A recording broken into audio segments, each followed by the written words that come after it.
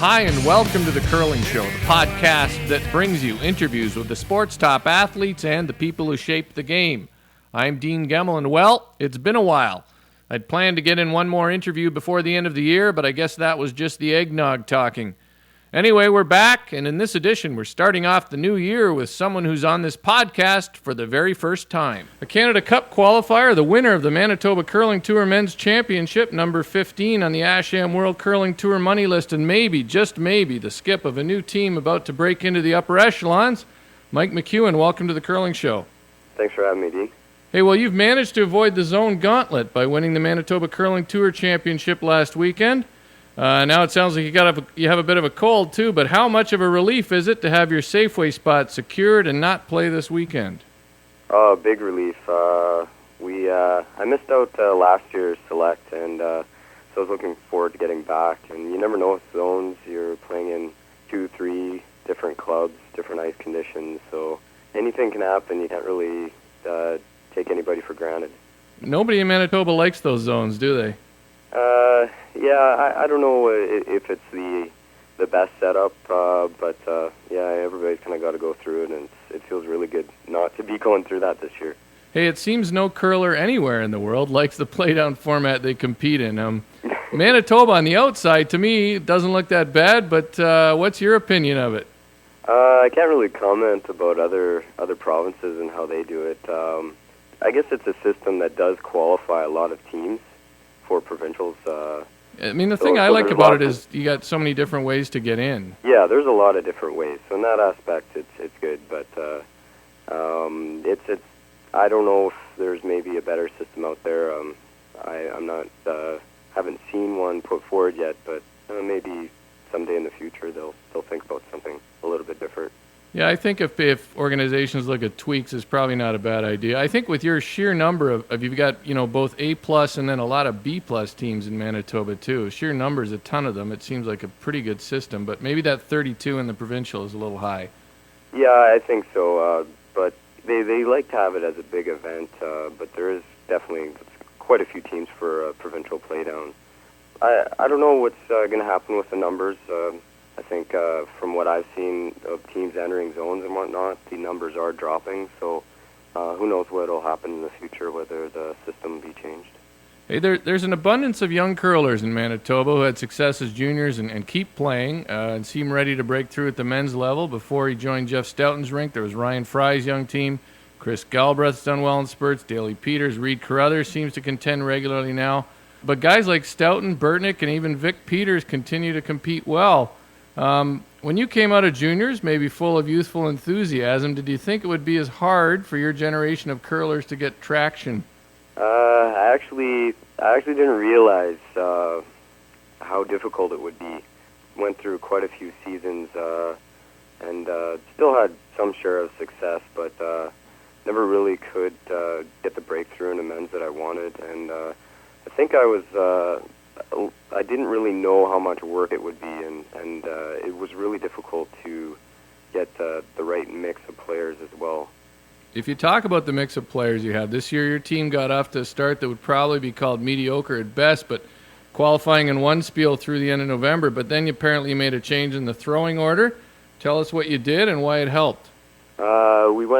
We qualified in Portage, and then we had about 4 spiels in a row after, and we didn't qualify in one spiel, went about 500 in every spiel we played in.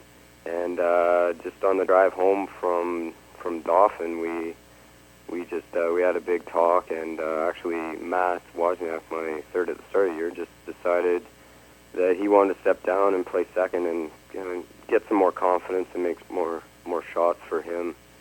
And BJ, he played third in juniors for a few teams, so he was very excited to fill the role at third and try it out, and that's what we did the first weekend in Saskatoon. That's and then you qualified there, right?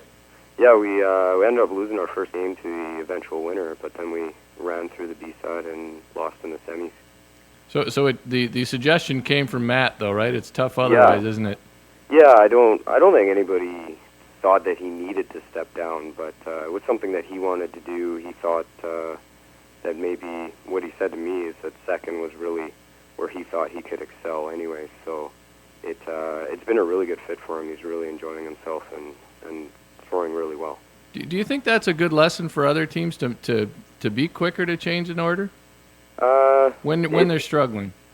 It's not something that hurt us or would hurt a team, I don't think. But I think the big thing is everybody has to be comfortable where they're playing. You don't want somebody in a position where they think they should be playing higher or whatnot. And that was the biggest thing with us, is nobody on the team had a problem with it. So it's definitely a change that helped us, and it wouldn't hurt some other teams if they're struggling.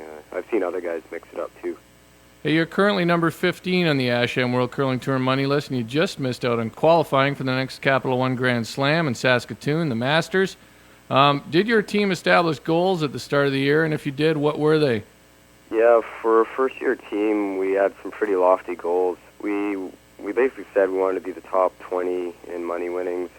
We wanted to try and make the Players' Championship at the end of the year, and make like the final four in our provincial playdowns. Kind of give ourselves a shot at the Brier in Winnipeg.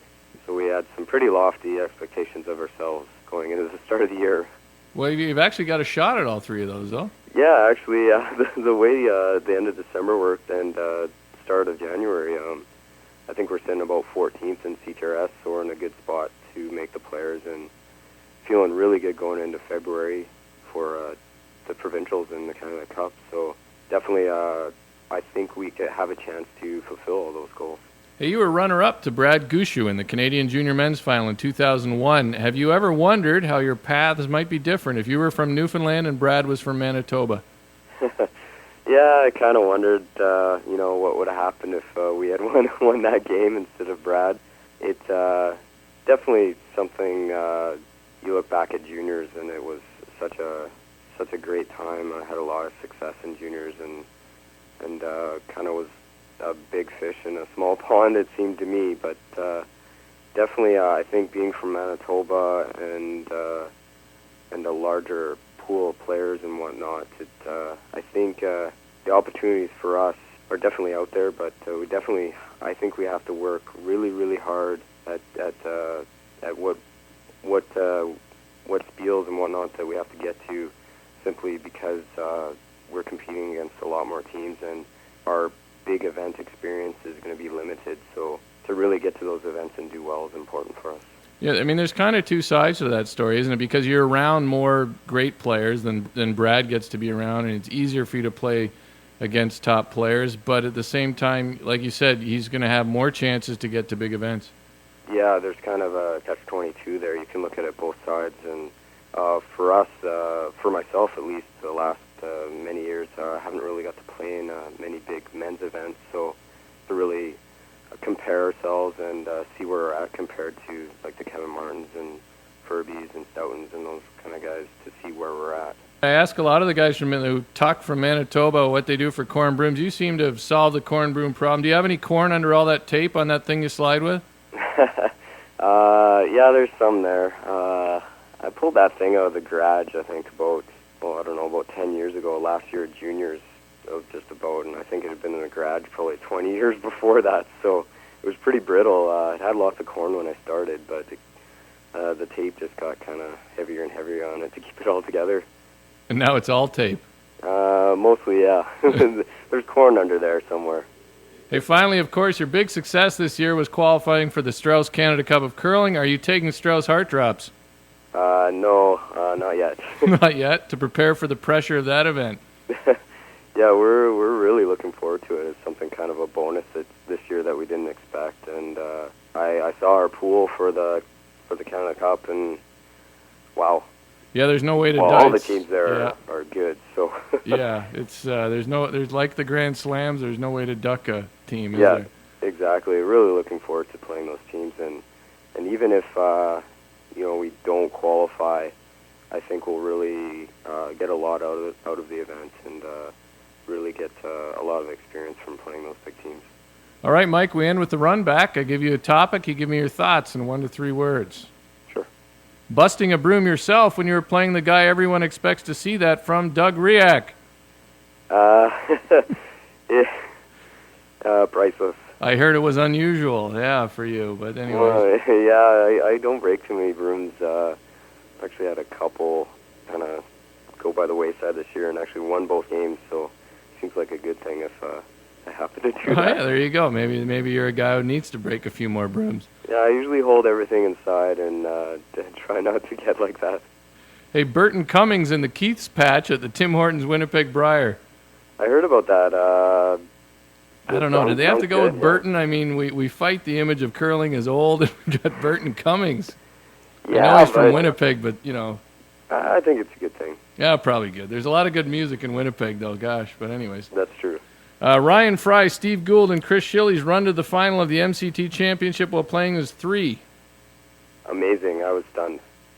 Now, if you guys had lost to them in the final, you still would have had the spot, I guess, right? Yeah, that's right. Right.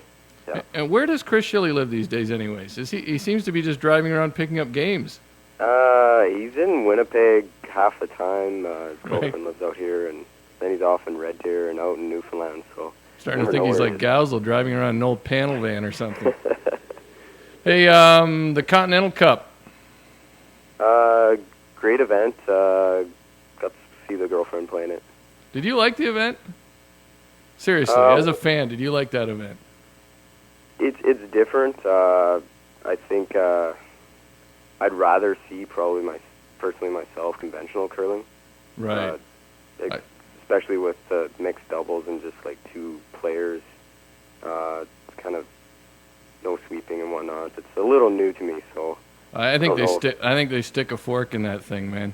I'm not sure if I would have rather seen you guys playing it. I would have rather seen you guys playing a qualifier in Ottawa. Then there's something on the line. There was, and not I don't mean to blame the players either who played hard, but and tried. But gosh, it was dull. I think it's also something that maybe they should look at. Like a Ryder Cup where they only have once every 4 years? No, the Ryder Cup's once every 2 years. Every 2 years, and where they're trying. I think they have the Continental just about every year. Yeah. Where it seems maybe it's kind of worn off. It's it's first time. It's kind of the whole idea of it's kind of worn off a little bit. I don't know. I mean, the whole thing too. With only 5, they only have the 3 sheets, and I don't get any thrill from watching Randy Ferbey cheer for someone. I mean, I'd rather see the people playing. They should go to 6 sheets or get more teams or something. But anyways, that's just me and thousands of others, I think. I think I'd rather watch a slam or something like that, definitely. Well, exactly. I would have liked to have seen a C qualifier from Ottawa in that Canada Cup spiel, because then there's something on the line. Like in the Continental Cup, there's no winning, losing. Doesn't really matter. Not as much intensity and whatnot. Yeah, and I don't blame the players. I think they actually make it seem like they do seem to care. But the best sports is when second place is really lousy. I think that event, like you said, is probably better from a player's perspective. If you're playing in it, it's probably a lot of fun. Oh yeah, it's like going to a great Bonspiel. I mean, it's exactly. a great time. All paid for and just have some fun. And I'm not saying it isn't that. But I do wonder if Ferbey's team sitting there watching each other play mixed skins wouldn't wonder if they talked about playing in Ottawa instead. They had to be sitting there thinking it might not have been a bad idea. Yeah, I know from Jennifer Jones' perspective, they're trying to do the CTRS points race too, and every event counts. So having to miss the big qualifier events is tough. Hopefully they can make it up and still give the CTRS a good run. All right, you mentioned your girlfriend briefly, but finally, how does helping Jennifer Jones recruit a lead from Ontario? Did you get a finder's fee for that or something? Yeah, I know. Well, she can thank me later. All right. Hey, Mike, I give everybody a chance to name their sponsors, so let me know who yours are. We got a really great group of sponsors, which we couldn't do what we've done so far without them. VJ and 431 group of companies, Royal LePage Prime Real Estate, Investors Group, Auto City Mazda and Steinbach, as well as A&W and Steinbach. And we get our equipment, Performance Brooms, and Asham Curling Supplies. Well, good for all of them, and good luck to you the rest of the season. Thanks, Dean. That's Mike McEwen on The Curling Show. If you want an opinion on the Strauss Continental Cup of Curling other than the one you just heard from me, check out the very first entry of Bob Weeks' fine new blog about curling, Bob Weeks on curling.blogspot.com, and find a complete recap in the curling news and at that publication's blog, curlnews.blogspot.com. As always, thanks for listening.